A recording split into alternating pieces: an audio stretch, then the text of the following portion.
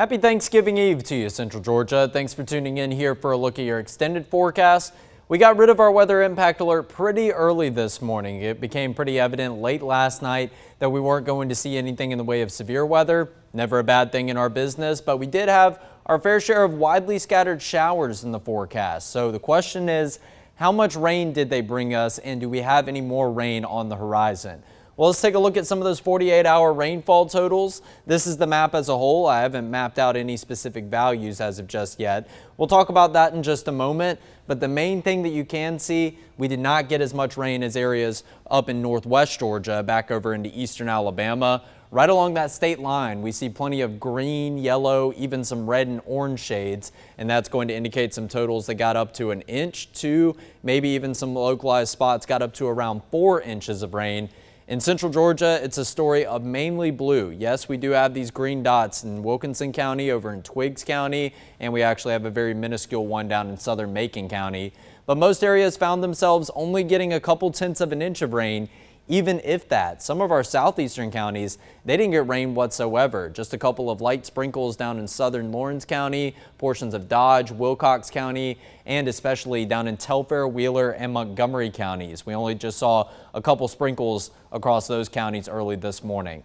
But now let's zoom in and go piece by piece. We'll get some specific values to pop up. Across northern areas of central Georgia, only about a couple 1/100ths of an inch of rain in Milledgeville, 2/10 in Gray, just over a ½ inch of rain in southern Monroe County, southwest of Bolingbroke, only 2/10 of an inch of rain in Forsyth. Over just southwest of Thomaston, actually got a total above the inch mark, and that is the same up here in northern Jasper County.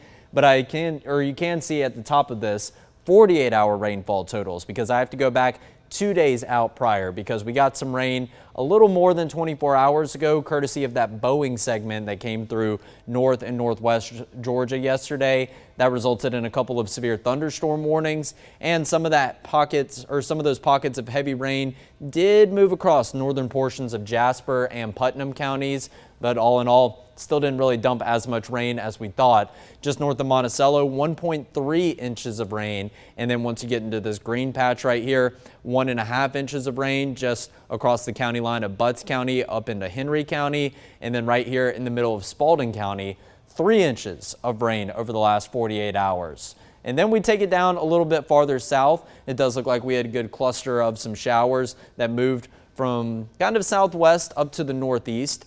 2.5 inches of rain right here around Danville. That's going to be really close to where our radar is in Twiggs County, pretty close to the Jeffersonville area. 1.5 inches of rain southeast of Irwinton, and then you go into northern Houston County, areas closer over to the Bon Air area, just where 96 starts to go past the base, and you get into that heavily wooded area and along the Ocmulgee River. 1 inch of rain, 1.9 inches of rain over to the southwest of Warner Robins, close to the Kathleen area. 0.1 inches of rain in Fort Valley, so obviously not a very impressive total. Only a couple 1/100ths of an inch of rain over in Butler, and down in Marshallville, about 3/10 of an inch of rain. But you can spot this lone dot of green right here. So the very southern tip of Macon County going down into Sumter County, just over 2 inches of rain, and then some portions of Chris County got lucky, about 3/4 of an inch of rain. But all in all, once again, just around 1/4 of an inch of rain, or even some totals that were less than that. And you definitely didn't get much down here in our southeastern counties. McRae, Alamo, Soperton. I know I had a couple comments on Facebook. People down in Telfair County hoping for some rain out of this system. Not to worry, we do have a more impressive rainmaker that is going to be on its way, and it's going to be past the Thanksgiving holiday. But we haven't gotten this rainfall total calculated into our 2025 rainfall. So you are going to notice a big change on this graphic with just 5 simple letters: below average. We have been above average for nearly 3 months. In fact, we were 7 inches above average after this very wet month of August that we had. 6 inches more of rain than we usually see in the month of August on average. But September has been dry, October has been dry, and November has been dry. In fact, at this point in the month of November, we are hovering exactly the same amount below average that we were in the month of September. And if we don't get much rain for the last 5 days of the month, then of course that total is going to continue to go down and that number is going to continue to get farther and farther below average. But right now we essentially are right on par with where we should be at this point in the calendar year for how much rain we've received from January 1st all the way until now. All this data, note the date, November 25th. Today is November 26th, so we haven't taken into account our rainfall totals that we did get. I imagine they're not going to lead to much improvement with that below average number. So your main headlines now, weather impact alert is all done. And in fact, we are finally starting to clear out. So drying out for the Thanksgiving holiday tomorrow. Cold mornings, and you're probably used to me saying, okay, some pleasant days or warm days after that. No, and cool days. We are going to have some high temperatures that are going to make it pretty chilly from sunup all the way into sundown and continuing into those overnight hours, of course. And we are staying dry until we get to Sunday. So I know that's going to be a day many folks are heading back into town. Many of you have probably already made your way out of town early this Wednesday morning. But let's go over the forecast. Maybe you can pair up the smart TV with 13 WMAZ Plus wherever you're going to visit family and tune into this extended forecast. Here's a walk around the quad. Mostly sunny skies, but we do have our fair share of higher level cloud cover in the forecast. And this is exactly what FutureView was saying as of the last couple of days. It is still a forecast that's dominated by sunshine. And the big thing that you're noticing is the drying out of all those puddles and water that were sitting on the ground early this morning. Yes, you can see some areas of the walkways here at the fairgrounds that are a little bit darker than others, indicating that they haven't quite dried out just yet. But this is also kind of near some trees, so providing a little bit of shade. Those areas in direct sunshine are continuing to dry out a little bit quicker than others. And also note your flags down here at the west gate, moving from right to left very steadily, indicating that we have a bit of a northerly component to our wind, because this is facing directly over to the west. When the winds are blowing from right to left, that means that the breeze is coming in from the north.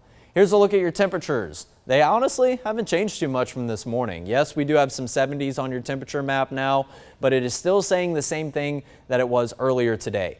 Cooler temperatures farther up to the northwest, but as you go down to the south and the southeast, it is going to be slightly warmer. Now, overnight into the early morning hours, areas farther to the south and the southeast were a little bit warmer because, number one, it was a more humid atmosphere in the areas that were receiving some scattered showers. And number two, you had some cloud cover present. It was a lot clearer up to the north and the northwest because that's the direction our frontal boundary came through in. So they are starting to feel the impacts behind that frontal boundary a little bit earlier than areas like Dublin, McRae, down to Vidalia, where 75 sits as the warmest number here at the 11 a.m. hour. So here's a look at your current temperatures, and we always like to compare our numbers to our neighboring cities. 75 in Vidalia matches the temperature in Jacksonville. Actually cooler in Texas for a change. How about that? 66 in Houston, 61 down in Laredo, and 80 degrees down in Orlando. That's the warmest temperature that we can spot. But the big picture view does tell the story about this frontal boundary passing through, northwesterly winds settling in, and much cooler air up here in kind of the Missouri Valley, getting into the Ohio Valley region of the country. But that cooler air is soon going to push down into the south and the southeast after the second of two fronts does pass through later on today. And we can talk about that with your dew point temperatures. Still holding on to some shades of light green. And once again, the more humid areas over to the east and the southeast, as opposed to these mid-50s dew points that you see over to the west and the northwest. But when we take a look at the state of Georgia as a whole, obviously a bit of a sensor issue down there in Valdosta. There is still some swampy areas of humidity, dark green down in South Georgia, northern Florida, plenty of light green as you make your way towards the Atlantic coast.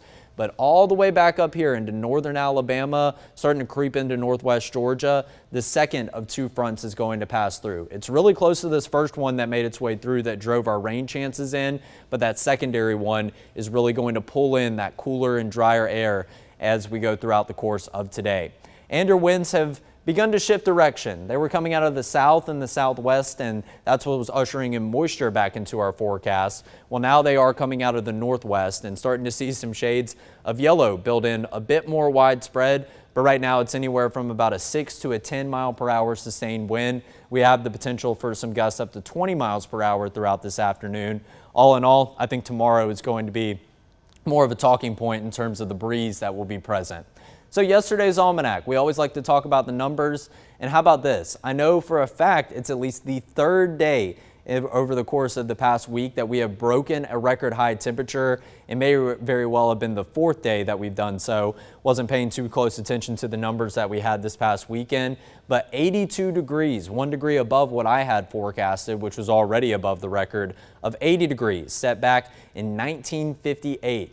58 was your morning low temperature, so well above average of 40 degrees. So we were 18 degrees above average for your morning lows, and your afternoon high temperatures 16 degrees above average. That has been the name of the game really over the past 2 weeks. We have to go back to early last week that we actually saw some morning low temperatures around freezing and even a tad bit below freezing temperature, but that was fairly short-lived, and your afternoon high temperatures still each and every day after getting that cold in the mornings did warm up above our average mark, which sat somewhere around the 70-degree mark just about a week and a half ago. But very thankful it's not 1950, I will tell you that. We are going to be talking about some cold temperatures, but nowhere near that cold. 10 degrees back in 1950. That is definitely a blast of winter weather. In fact, I haven't even seen temperatures that cold in my time forecasting weather here in central Georgia, except for when we did get some snow. That day after we got the snow early, way back almost about a year ago into mid-January, we did see some temperatures dip that low and even some feels like numbers that got into the single digits. So obviously, having that in late November, very uncharacteristic, but very thankfully, it is not 1950. It is 2025, so 75 years later, we're talking about above average temperatures, not well below average temperatures. But no rain recorded as of yesterday on the almanac. So of course, the rain that we got overnight in the early morning hours, that's going to be taken into account on today's almanac graphic that Ben will fill you in with once he gets in later on this evening. And your year departure of rain, we have seen the positive flip over into a negative. We are now below at the point where we should be in the calendar year for amounts of rainfall, and we may get a little bit of a cushion when we add in the rainfall totals that we saw overnight, but I'd only anticipate maybe a couple tenths of an inch. That maybe puts that number slightly back above average. In a matter of a couple of days, it will once again be back in the negative category. Sunrise 7:14 yesterday, and your sunset 5:29 p.m. Once we go to December 1st, which it's hard to believe it's already next Monday, that will be your earliest sunset, 5:27 p.m. So the good news is your sunset not going to get much earlier. In fact, after we get a couple days into the month of December, the sunset will continue to get later and later and later, along with your sunrise, which right now is at 7:14, right around 7:15 in the morning each and every day. That sunrise will continue to get later and later and later until we get sometime around that shortest calendar day of the year, the first day of winter on December 21st. Then I imagine your sunrise is going to start to creep back a little bit earlier, very minusculely. So now let's talk about today. 74 degrees. You see the rain icon right here. I actually forgot to go edit your 7-day forecast because we don't have any more rain chances today. We are in the clear. It is going to be a mostly sunny day. I just wanted to include this in the morning show while we still had some showers in the picture. But 74 degrees for a high temperature, that's a whole lot better than 82 degrees that we did hit yesterday. So it's going to feel a whole lot more pleasant this afternoon compared to yesterday if it was too warm for your liking. And if you're like me, we shouldn't have the 80s this late in the month of December, but it's central Georgia. I've experienced 80-degree Christmases here in the past. So all in all, we will take any form of relief that we can get, but 74 is still about 8 degrees above average of 66 degrees this time of year. The difference is 74 is going to be paired up with drier air later on today, and it's also going to be paired up with a steady breeze out of the northwest, where some of your wind gusts could get up to around 20 miles per hour throughout the rest of today.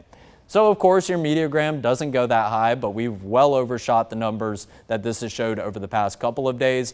So I do imagine we'll do a very similar thing later on. 72 degrees right now in the 2 to 3 p.m. hour. In fact, we already have some areas around that 72 degree mark. So up here in Macon, maybe just a little bit cooler because we are farther up to the northwest than say Vidalia, who's at 75 degrees so far. And then we'll begin to cool down.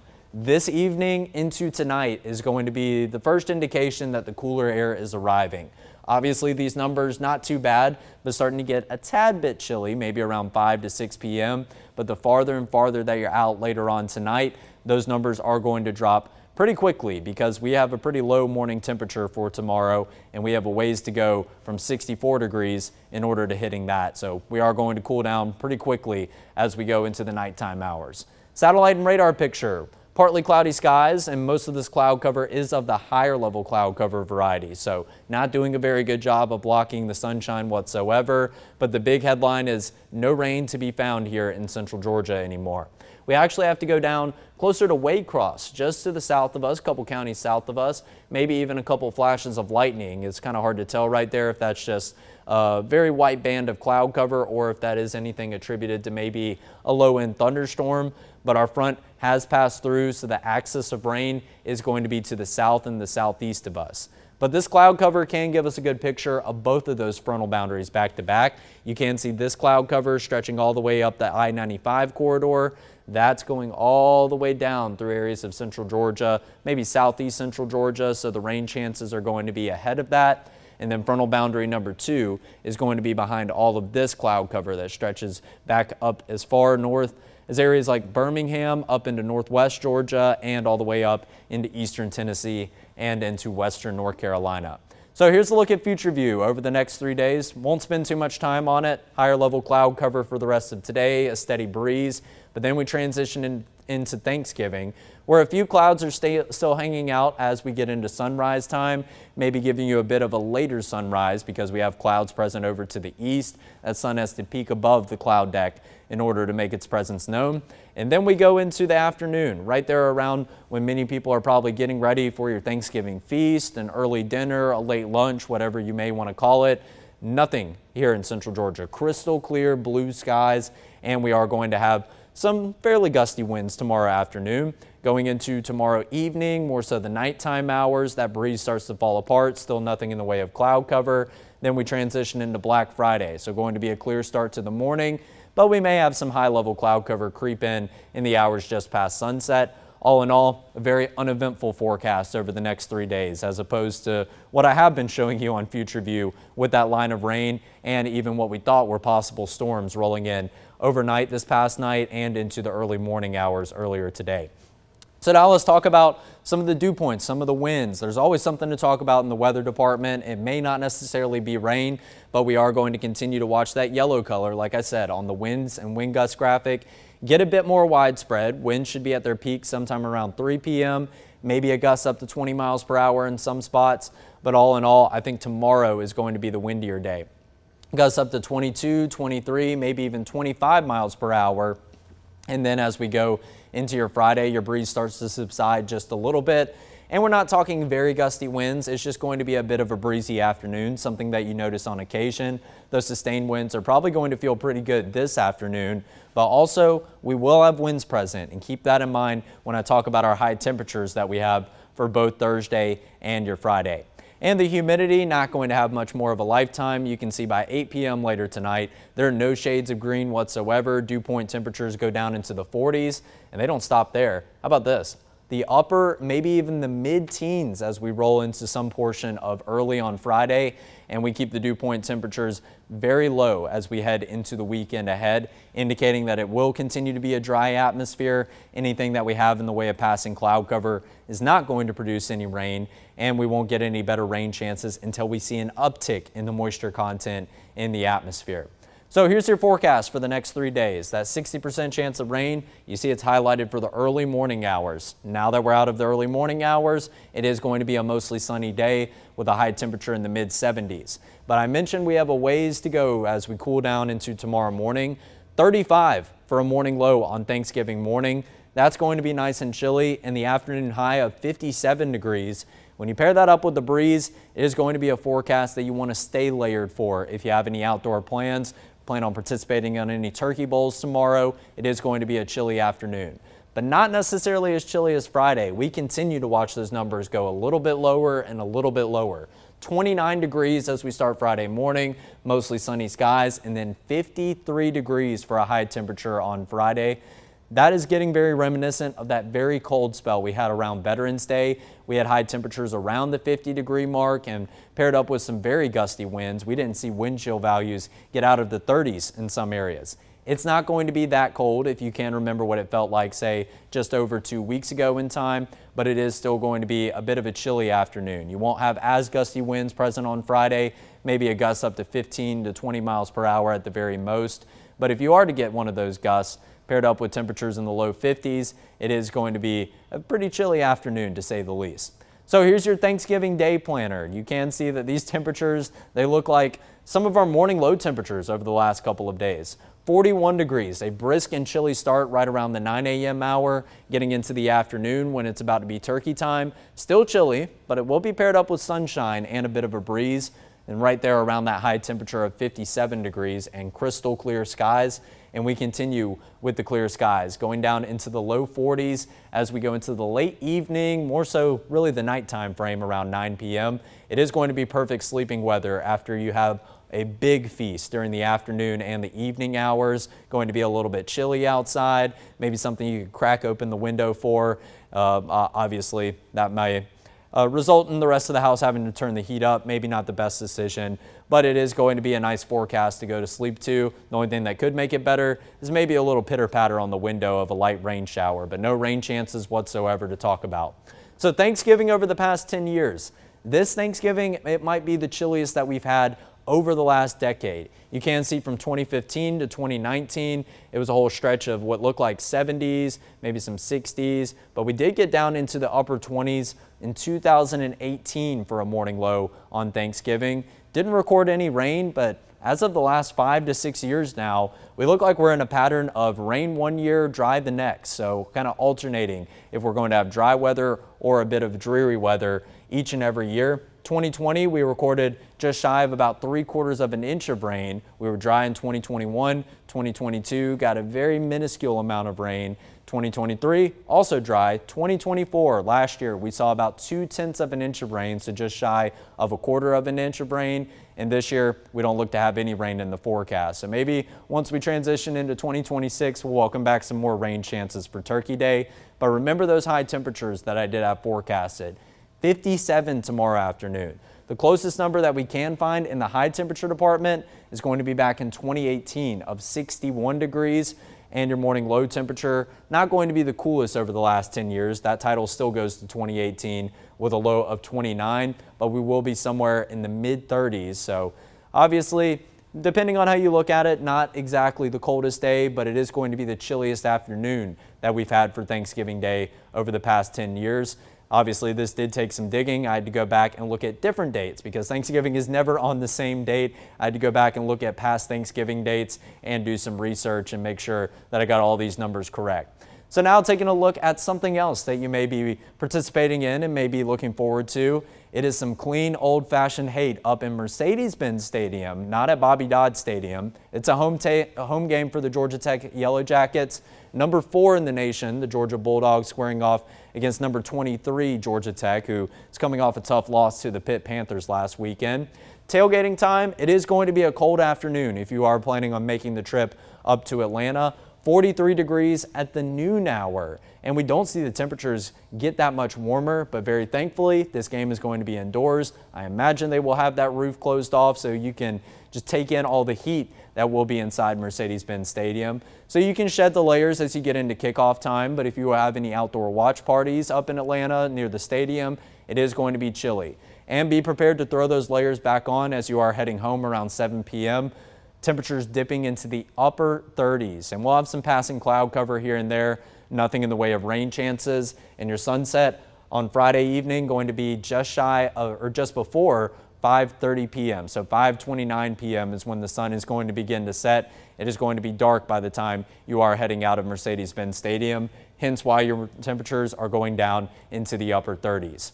So I imagine many of you have already hit the roads and you are definitely combating some heavy traffic yesterday and today, where we are expecting 2 of the busiest travel days of the entire calendar year. But if you're like myself and you're heading out of town tomorrow, you should expect some light traffic for Thanksgiving and Black Friday. I imagine Black Fridays in the past would have a slight uptick in the traffic. However, Black Friday doesn't seem to be as big of a headline, or maybe people heading out the door really early to go camp out at shops, and that's a very good thing given the temperatures I have for Friday morning.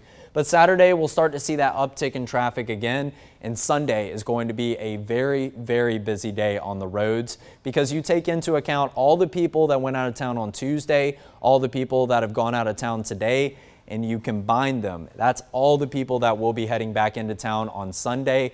Maybe some of you took a PTO day on Monday, wise choice. I would try to avoid being on the road Sunday if you can, but once again, I myself am going to find myself on the roads on Sunday, so just take it a little bit slower, be a little bit more patient. There are a lot of folks that are in the same boat as you. I promise you will make it home eventually, and it's better to be safe than sorry with that amount of people on the roads.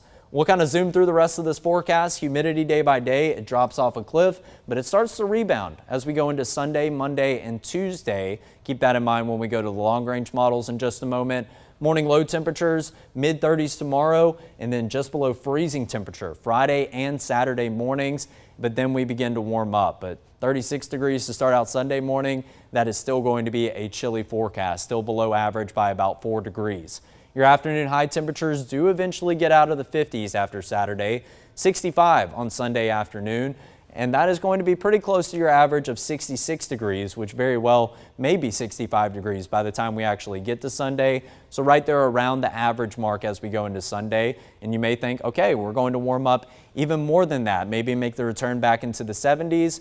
Well, not quite, because Saturday is more of the same story as Friday. It's going to be a chilly afternoon, maybe with some passing cloud cover here and there, but another rainmaker starts to make its way in after lunchtime on Sunday. So if you have plans coming back into town, say from North Georgia, coming back over from the west, you are very likely going to encounter your fair share of some scattered rain, and that will continue into the evening hours. So it's just going to be a mess on the road Sunday, no way around it. But then we have the rain chances hang around into Monday morning, and then Monday night into Tuesday. Take a look at that. That's an impressive rainmaker if I've ever seen one over the course of maybe being about 5 to 6 days out. So it does look like not only a whole lot of rain, but a good amount of agreement and a good amount of that green and blue shade all across the southeast. So could we finally see the rainmaker that we need to improve some of those drought conditions that have settled in and maybe put those numbers a little bit farther back above average? The European model is trailing just behind the GFS in green by the time we roll into Tuesday evening. It says the rain chances are going to hang around for a little bit longer, but both have this rainmaker moving out of the picture by next Wednesday. And then I imagine we'll probably have some fairly chilly temperatures to walk outside to as well. Sunday evening is when the GFS model has rain chances starting to pop back up, and that continuing through the beginning of next week. How about that? Some totals up to about 1.5 inches, and you can see this kind of maroon and red shade, this dark red shade. If we get that axis of heaviest rain to maybe shift a little bit down to the south and the southeast, that's rainfall totals in the 3-inch neighborhood. So we'll keep our fingers crossed for that. But we can also take a look at the European, and this gives us a bit of better resolution. This has rain chances moving in as early as Sunday morning around the 9 a.m. hour. And as we continue about the course of Monday, Tuesday into Wednesday, some totals up to 2.5 inches of rain. So like I said, keeping our fingers crossed, this would be some much needed rain, and this would actually do a pretty good job of maybe improving some of our drought conditions. I don't think it completely gets us out of them in all locations, but it is a start, and hopefully we have another widespread rainmaker shortly to follow after that at the beginning of next week. Tropics outlook, still no activity expected in the next 7 days. In fact, hurricane season is coming to a quick close. That will happen in 5 days' time. Sunday will be the last day of the Atlantic hurricane season. One day after, we'll kickstart the month of December. But we do have a lot to look forward to over the course of the next week, with Thanksgiving tomorrow, Black Friday 2 days later, end of hurricane season going to be on Sunday. And then when December starts, I believe that might classify as Cyber Monday too. So make sure that you're breaking out the computer to get a good deal on all those Christmas gifts just a tad bit earlier. So your 7-day forecast is a bit of a roller coaster, specifically between today and tomorrow. We go way down the hill in between 74 down to 57 for a high on Thanksgiving Day. Still stuck in the 50s, and morning low temperatures below freezing Friday and Saturday mornings. Then a slight warming trend, but when we welcome back those rain chances, a lot of cloud cover should keep our numbers just a bit cooler as we roll into the month of December. And I do see your rain chances steadily increasing starting on Sunday into Monday and then eventually Tuesday. Maybe overnight Monday into Tuesday morning is when we're looking at the most widespread rain. And once again, keeping our fingers crossed that we can get some totals upwards to 2, 3, maybe even 4 inches to finally improve some of those drought conditions that have stood for so long. So that's going to do it. We'll be back here at 11 a.m. and then at midday on Friday. We don't have a midday show, so we have moved this stream to the 12 p.m. hour. Make sure to tune in and catch Ansley Parker as she'll give you an in-depth look about what to expect for the rest of Thanksgiving weekend and the beginning of the month of December.